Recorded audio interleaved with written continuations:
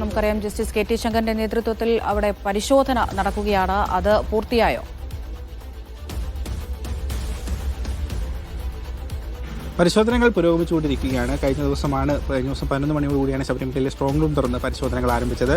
പ്രധാനമായും ഇന്നലെ ദേവസ്വം ഹൗസിലുള്ള വിവരങ്ങളാണ് ജസ്റ്റിസ് കെ ടി ശങ്കരൻ പ്രധാനമായും പരിശോധിച്ചത്. ഇന്നലെ വൈകുന്നേരത്തോടുകൂടി ആ മഹസർ പ്രകാരമുള്ള എല്ലാ വസ്തുക്കളും സ്ട്രോങ് റൂമിലുണ്ടോ എന്നുള്ള കാര്യത്തിൽ പരിശോധന നടന്നു. അതോടൊപ്പം ജസ്റ്റിസിനൊപ്പം ശാസ്ത്രീയ പരിശോധനയ്ക്കായുള്ള ആളുകളും അദ്ദേഹത്തെ അനുഗമിച്ചിരുന്നു. അവർ കൂടി ഈ സ്വർണ്ണം, വെള്ളി, ആഭരണങ്ങളുടെ ക്വാളിറ്റി ചെക്കിംഗ് ഉൾപ്പെടെയുള്ള കാര്യങ്ങളും നടത്തുന്നുണ്ട്. ആ കാര്യങ്ങളൊക്കെ ഇന്നാണ് നടക്കുന്നത്. പ്രധാന പരിശോധനാ ദിവസം ഇന്നാണ്. കാരണം വിവാദമായ ദ്വാരപാലക ശില്പത്തിൽ പൂശേണ്ട സ്വർണ്ണപ്പാളി ഇന്നാണ് പരിശോധിക്കുന്നത്. സ്വർണ്ണത്തിൻ്റെ തൂക്കവും അളവും ഉൾപ്പെടെയുള്ള വിഷയങ്ങളെല്ലാം ഇന്ന് ശാസ്ത്രീയ പരിശോധന നടത്തും. അതിനുശേഷമാകുമെന്ന് ഇന്ന് അദ്ദേഹം മലയിറങ്ങുക.